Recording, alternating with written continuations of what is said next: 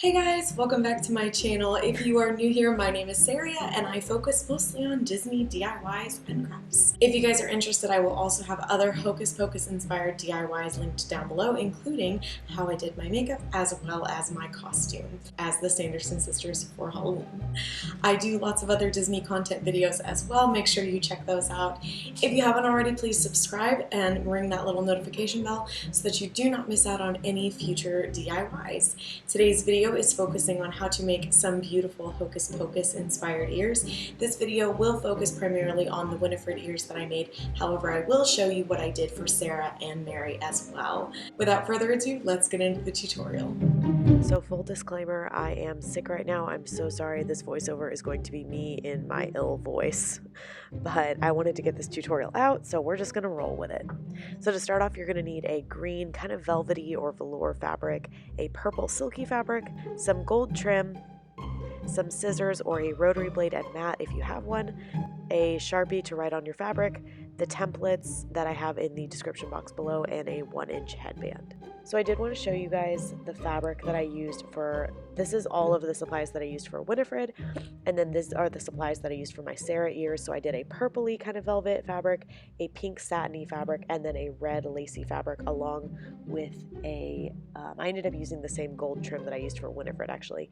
And then for Mary, I used a red velour fabric that I am out of, a black and white stripe fabric, and then a orange satiny fabric. And then for Mary's trim, I actually used a black sequin trim. So starting off with that green fabric, you're going to lay it wrong side down and take the ear cutting line template, which is the largest template, and you're going to trace 4 of these onto your fabric. I'm using a silver Sharpie because that's what showed up best on my fabric. I honestly prefer using those disappearing ink fabric markers, but it just didn't work on this fabric in particular. But obviously use what you have available to you.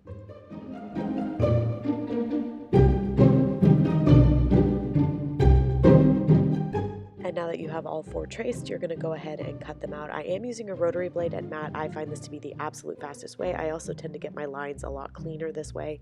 But if you only have scissors, go ahead and do it that way.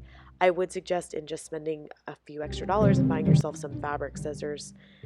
They don't need to be expensive. $2 to $3 fabric scissors are great. That's what I use. But you just want something that's only ever cut fabric so that it doesn't snag the fabric at all. Okay, so next you're going to take some cardboard and the foam and batting template, and you're going to trace 4 of these. You're only going to see me trace 2, but you will need 4. And then you're going to go ahead and cut these out. I like to use thinner cardboard so that it's easier just to cut with scissors.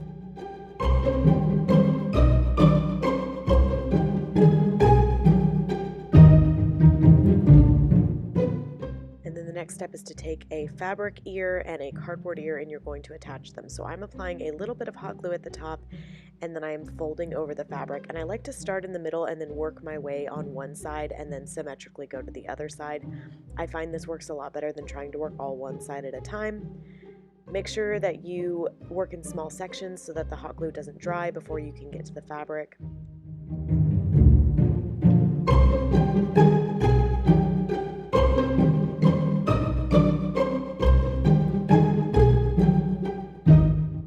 And then you're going to go ahead and stuff your ear.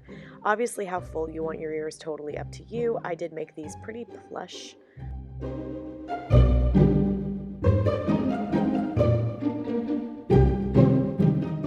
And then you're just going to apply some hot glue to the bottom of the ear and close it up.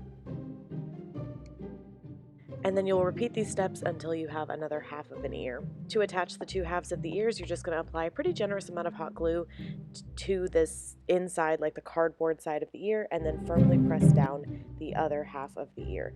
Do make sure that you don't put your hot glue too close to the edge because it will ooze out, and then you kind of have to clean it up.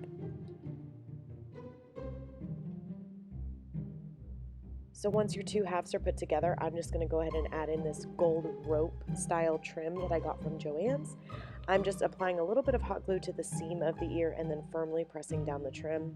You don't need very much hot glue to do this, and the good thing about kind of that crevice that's created by combining the 2 halves is it's just the perfect place to lay the trim down. And then trim off your excess and repeat for the second ear. So for this set of ears, I'm actually not going to cover the headband. I will have a tutorial linked below showing how I've done that in the past if you'd like to cover your headband. But I'm just taking my spacing template that I have linked in the description box below, lining up the ears, making a small marking on the headband, and then applying hot glue to the bottom of the ear and firmly pressing it down onto the headband. And then I will repeat this step for the second ear as well.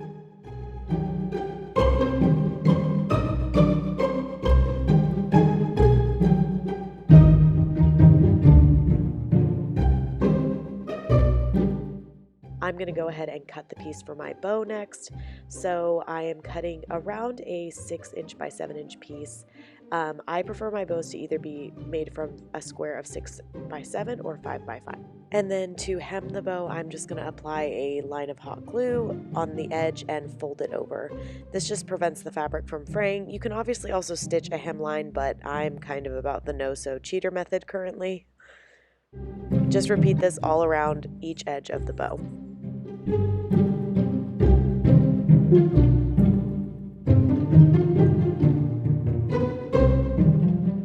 So next you're just going to take this rectangle or square and then you're going to pinch it in the center. So fold half and then fold the other half and then pinch in the center and you'll get kind of that bow shape.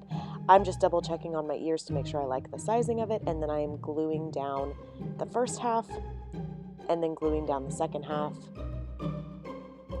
And then I'm pinching it in the middle and applying a little dot of hot glue in between and testing out what kind of trim I wanted to use to wrap the center of the bow.